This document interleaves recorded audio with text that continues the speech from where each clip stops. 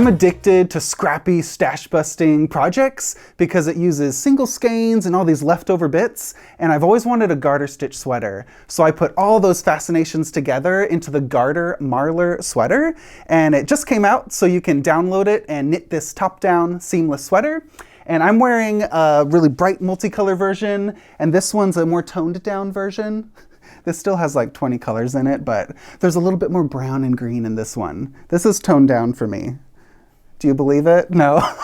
So I wanted to design this sweater with all my leftover yarns, and I don't think I succeeded because I still have a lot of yarn left over. But this is how I start my projects, by putting these buckets of colors together and going, I'm gonna knit all of these yarns into one project. And then I try to do it, and I just end up buying more yarn because I feel like I'm being really good eating up my stash. But then I just get some new skeins. So I've got some inspiration from you. So if you want to knit the Garter Marler sweater, it uses fingering weight yarns. So you can dive into your leftovers or collect those single skeins. And I wanted to show off this gorgeous rainbow of Neighborhood Fiber Company. We just got this rainbow of semi-solids and speckles. This just arrived at Stephen and Penelope, and it's so beautiful. We have their single ply merino. And this is the rustic fingering yarn. This is called Cooper Circle, this rusty red. And just no matter what color you love, Neighborhood Fiber Company is really saturated in how they dye colors. So you can do like all colors of the rainbow and think about your Garter Marler as just an explosive, happy spring sweater, and then just get every color that you can imagine and mix them all together. That's kind of how I went with these palettes, is mixing different colors together. Or you could go, all right, I like the brights, but maybe I'll just focus it into the blues or into the jewel tones. So these are some really beautiful semi-solids called Georgetown, this dark blue purple, and this aqua is Ward Circle, this turquoise. And this kind of vintage sea glass green is called Canton. So all of these yarns are dyed by Carita in Baltimore, Maryland, and they are not afraid of color. So it's perfect for any Westknits project because I'm not too color shy.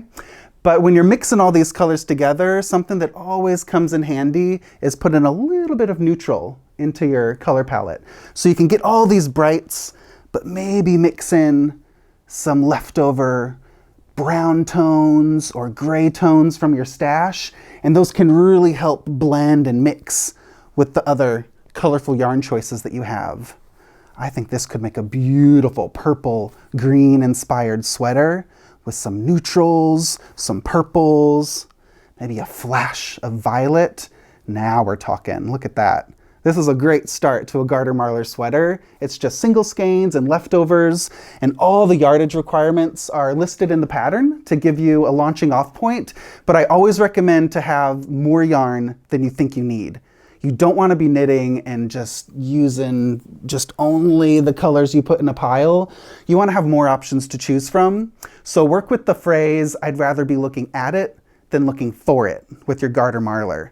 So you're mixing up your stash, you've got green, orange, maybe you have some purple and pink in your pile. It doesn't mean you need to use all the colors, but look at all of your options. So get a bucket like this, get those fingering weight scraps together and go, okay, I'm starting. I think this is enough to knit a sweater. And then you can edit from there as you knit, okay? But get your options ready for you. It's so much fun and it goes so quick with just knits and purls. So even if you haven't knit a sweater before, the Garter Marler is seamless. There's no seams. You start at the top, which means you can try on the sweater as you go. And I chose a size that was about 1 inch, 2.5 centimeters bigger than my actual chest circumference. So it's a little bit fitted with a little bit of ease. If you want more ease to your sweater, then go up a size, and you can always swatch to make sure that you get that perfect sweater fit. But the great thing about the length is you just try on the sweater and you can knit more rows before you divide the sleeves. And you can knit the sleeves and the body as long as you want. And it's nothing but knits and purl rounds for easy garter stitch, which means you don't have to focus on a stitch pattern. It's all about the yarn.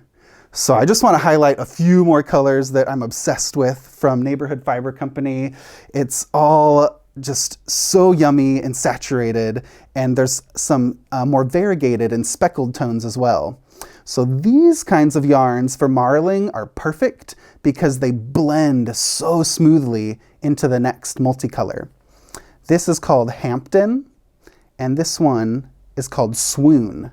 And for you pink lovers, these are a couple of my favorite pink pops. This one's called Charles Village.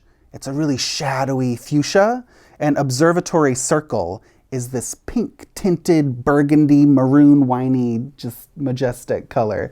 There's so many good pinks and purples for you pink and purple lovers. You can have all the shades of those colors that you love. And all these colors are at stephenandpenelope.com. We just got a fresh delivery, so whatever kind of color palette you want, get those leftovers out and then get a couple statement single skeins and mix it all together to make something really unique and one of a kind. No sweater is going to be just like any other because you're always mixing and changing colors, and it's with fingering weight. So get fingering weight yarns, sock yarns. Don't worry if it's single ply or a sock plied yarn. I mixed all kinds of fibers together. So mostly fingering weight and a little bit of mohair if you want that mohair dare. So it's a classic Westknits marl where you say yes, don't stress, knit up your stash, and it'll be done in a flash, okay? So I hope you enjoy this sweater. The pattern's on Ravelry and westknits.com, and I can't wait to see all your color palettes and what you do with this sweater, and pretty soon you'll have a whole knitted marled outfit. I think I might need a marled little pup sweater. Does that need to happen next stitch? Yeah, I think you need a matching sweater. So then maybe after that, I'll be finished with all my leftovers. Is this enough for a little pup sweater for Stitch? What do you think? Yeah, okay. We'll make a little yarn bed and a matching sweater for her. So I'll see y'all in the next video, and thanks for watching, and I can't wait to see what you do with the Garter Marler.